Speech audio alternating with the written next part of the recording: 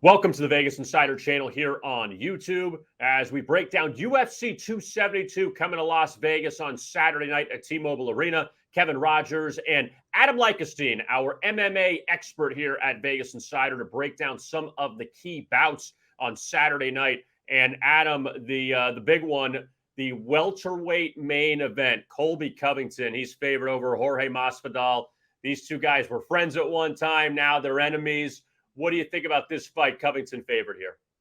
Great fight. I always love heated rivalries, so it's always entertaining when there's a little bit more skin in the game for both guys. But I'm actually on the side of Covington here. Both fighters are coming off bouts against Usman, one of the best pound-for-pound fighters in the roster right now. And I think if we dissect the performance of each fighter, I think we'll see that actually Covington has been the one who has been making the most improvement. Actually, both guys, I should say, just came off rematches against Usman. So it's fun to see who made the more adjustments and who came better prepared into the rematch. And I think that's absolutely Covington. It was a great fight he just had against Usman, and he had some great moments in that fight. Whereas Masvidal obviously comes off that knockout and gets kind of humbled in that regard. But of course, when you're coming into a matchup with one guy who's just been flatlined and the other guy had an impressive showing, that's always going to be baked into the overall narrative and the overall betting line. So we do see that the Covington side is a bit chalky if you take it straight up on the money line.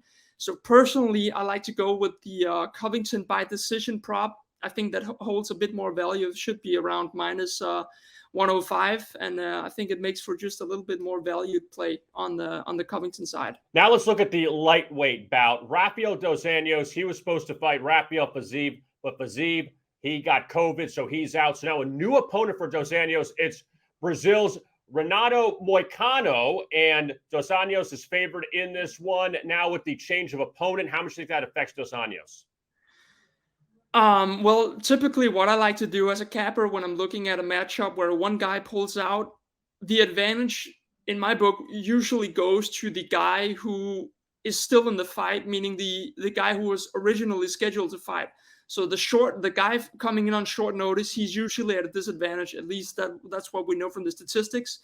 We do see here that Anjos is the guy who's favored to win this matchup. He has a wealth of experience on his side. Looking at Moicano, he's mostly a submission guy, and against a guy with a black belt in jiu-jitsu like dos Anjos, I'm not sure that's actually going to be able to work. We know his game is usually try to take the fight to the ground, get the submission. I'm not so sure that's gonna be a legitimate path to victory for him here. And then also you factor in the short notice. I think the play is dos Anjos here, but given the betting line, I would have liked some plus money on dos Anjos, but I still think I'll side with him to get the victory here in the co-main. And finally, the featherweight bout should be a pretty good one between Bryce Mitchell and Edson Barboza. Mitchell favored here in this one. Yeah, this is a super fun fight. I mean, we got probably one of the best strikers in UFC history against one of the most prominent and most highly touted prospects in the featherweight division.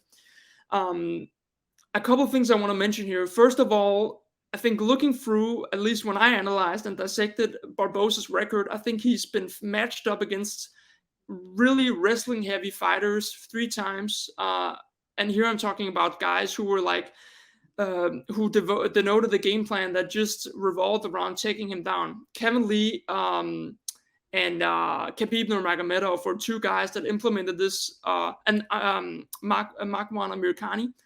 3 guys that implemented a wrestling-heavy game plan here.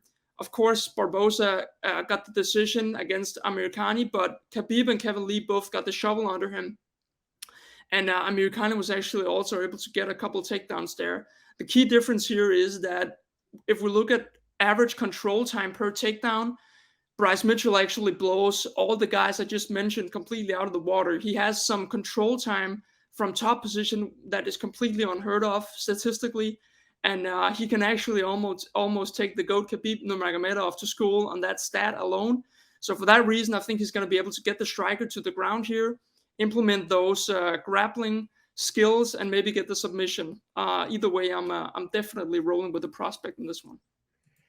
All right, that is Adam Lykkesteen, who always provides great information on the MMA world. UFC 272 coming up from Las Vegas on Saturday night.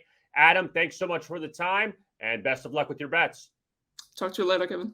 All right, there is Adam Lykkesteen. I am Kevin Rogers. Thanks a lot for tuning in, and we'll talk to you again soon right here on the Vegas Insider YouTube channel.